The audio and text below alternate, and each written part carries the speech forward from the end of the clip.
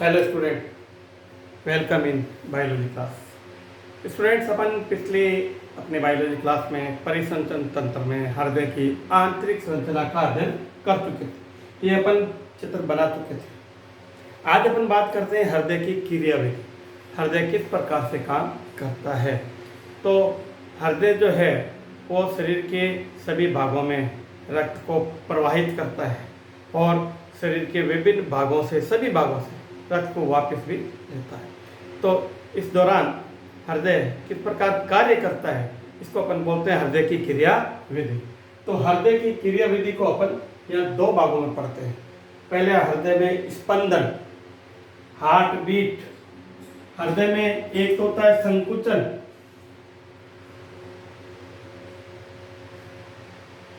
हृदय का संकुचन, सिस्टोल, और एक होता है प्रकुंचन या डायस्टोल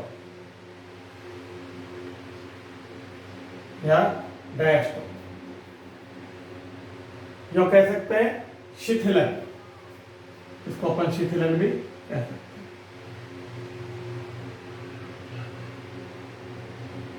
हृदय में एक सिस्टोल और एक डायस्टोल, हृदय का एक बार संकुचित होना और एक बार शिथिल हो जाना, ये दोनों मिलकर पूरी एक हार्ट बीट, हृदय की धड़कन बनती है। हृदय धड़कन। तो हृदय की धड़कन को कौन उत्पन्न करता है, कैसे होती है, ये टॉपिक अपन अलग पढ़ेंगे, जिसको अपन कहेंगे ओरिजिन ऑफ हार्ट बीट, हृदय में धड़कन की उत्पत्ति। हृदय में जो ये अपना दायां अलिंद है, या एक पेशीय संरचना है, इसे पेस मेकर, साइनी ओरिकुलर नोड या शिरा अलिंद पर्व कहेंगे, उसके द्वारा हृदय में धड़कन की तरंग या उत्पन्न होती है। अपन देखेंगे किस प्रकार वो तरंग नीले में जाती है और किस प्रकार से पूरा हृदय संकुचित होता है।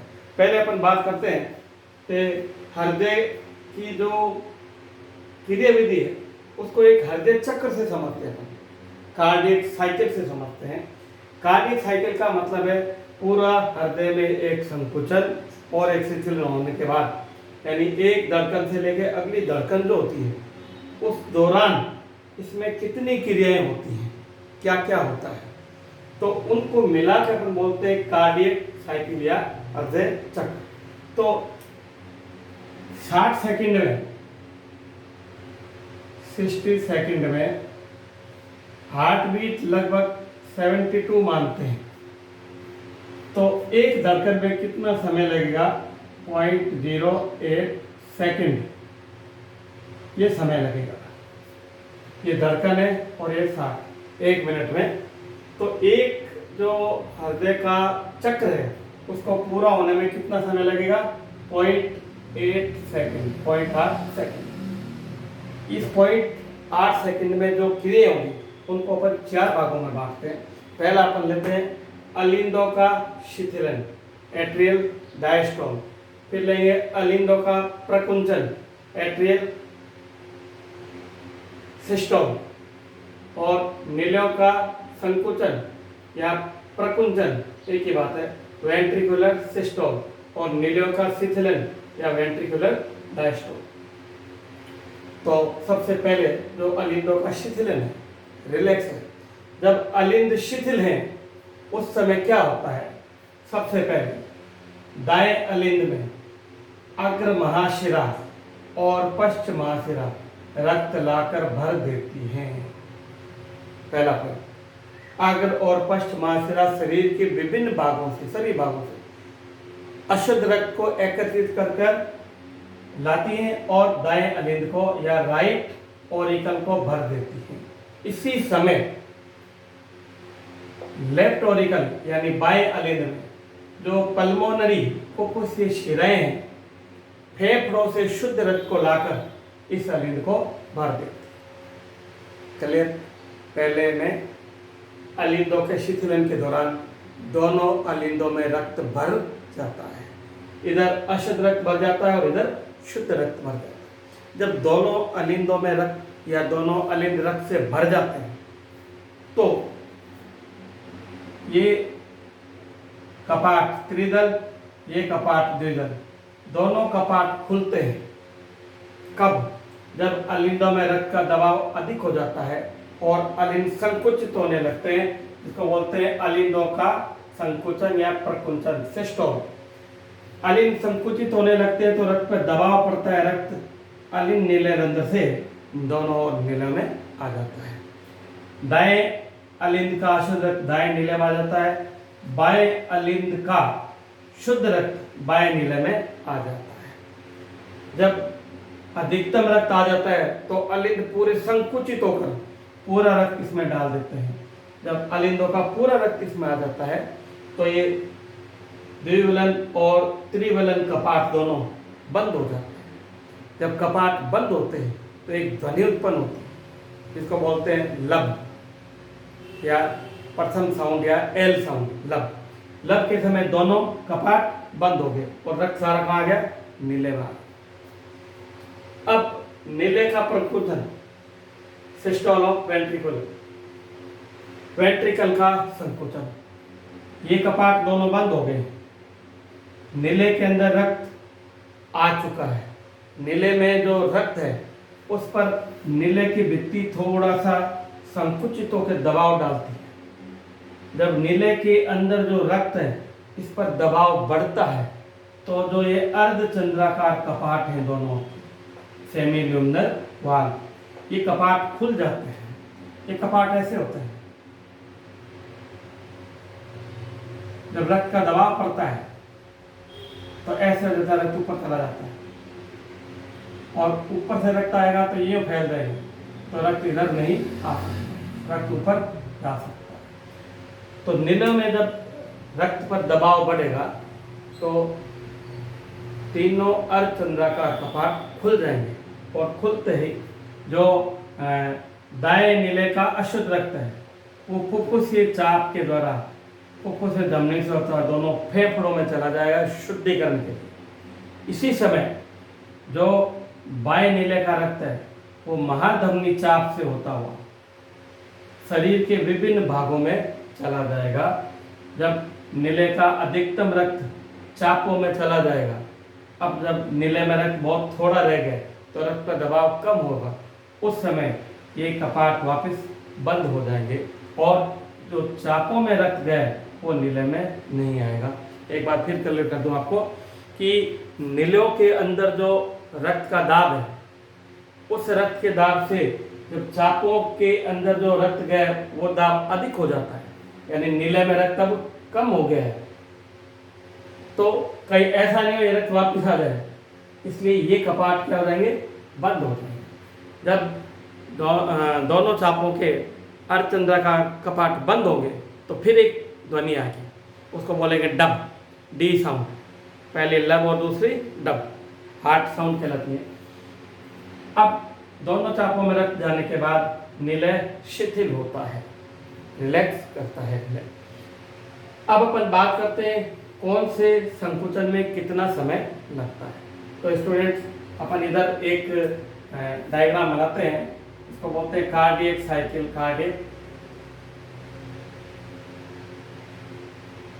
अपन ने ये देख लिया है कि एक कार्डियक साइकिल में समय लगता है 0.08 सेकेंड। 0.08 सेकेंड में से जो अलिंद का प्रकुंचन है वो 0.1 सेकेंड है। अलिंद बहुत थोड़े समय संकुचित होते हैं। ये एट्रियल सिस्टोल या अलिंद का प्रकुंचन।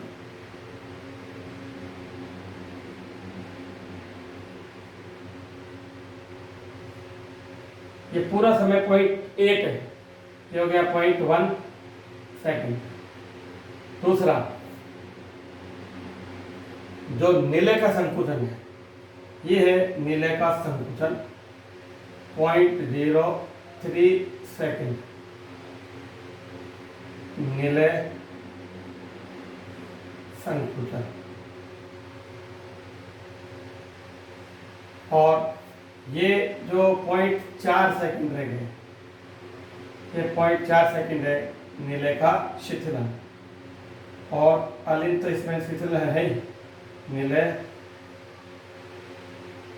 शिथिलन, या यूं कहें कंप्लीट डायस्टोल,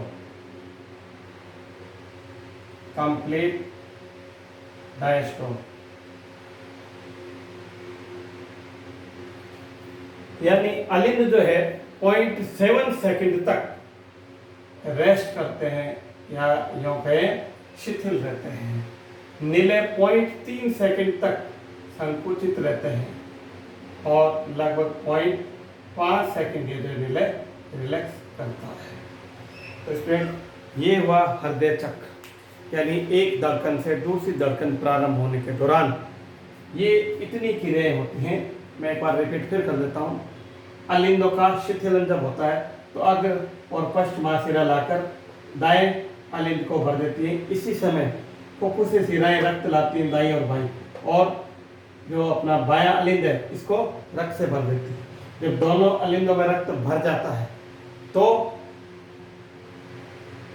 अलिंदों की भित्ति थोड़ा सा दबाव डालती है, संकुचित होती है, जिससे द्विविलन और त्रिविलन कपाट जो है ये दोनों कपाट खुल जाने से अलिंदों का रक्त नीले में आता है। पहले तेज गति से रक्त अंदर आता है, क्यों कपाट खुलते ही अलिंद ऊपर और नीले नीचे। तेज गति से रक्त आता है, फिर धीमी गति से रक्त आता है। फिर जब अधिकतम रक्त आ जाता है तो नीले में रक्त का दबाव बढ़ जाता है, तो ये द्विविलन और त्रिविलन या द्विदल और त्रिदल कपाट बंद हो जाएंगे। पहली साउंड आएगी लब। अब जब अलिंदों में रक्त भर गया है तो जब नीले में रक्त भर गया है तो नीले की भित्ति थोड़ी सी संकुचित होती है, दबाव डालती है। वो दबाव डालने से ये अर्धचंद्राकार कपाट खुल जाते हैं। कपाट खुलने से दाएं नीले का रक्त फुफ्फुस से चाप से होता है फेफड़ों में चला जाता है। अशुद्ध रक्त फेफड़ों में गया। इसी समय जो शुद्ध रक्त है वो बाएं नीले से महाधमनी चाप से ये अग्र भागों को और ये पश्च भागों को शरीर के विभिन्न भागों में चला जाता है। तो मैं समझता हूँ फ्रेंड हृदय की क्रियाविधि आपको समझ आ गई होगी। हृदय चक्र को इसके साथ में इसलिए पढ़ा जाता है कि ये पता चले कि हृदय में अलिंद और नीले एक साथ संकुचित नहीं होते और ना ही अलिंद और नीले एकांतर संकुचित होते हैं। तो नीट की तैयारी कर रहे हैं वो बच्चे ध्यान रखें कि अलिंद और नीले एक साथ संकुचित नहीं होते, ना ही अलिंद और नीले एकांतर संकुचित होते हैं। क्यों कि अलिंद के संकुचन का टाइम 0.1 सेकंड है और नीले का संकुचन का टाइम है 0.3 सेकंड। अलिंद का डायस्टोल 0.7 सेकंड है जबकि नीले का 0.5 सेकंड है। तो इसलिए हृदय चक्र को पढ़ा जाता है। एक हृदय चक्र के दौरान हृदय की पूरी क्रियाविधि हो जाती है। अपने अगले क्लास में बात करेंगे हृदय में धड़कन की उत्पत्ति कैसे होती है और दोहरा परिसंचरण तंत्र किसे कहते हैं।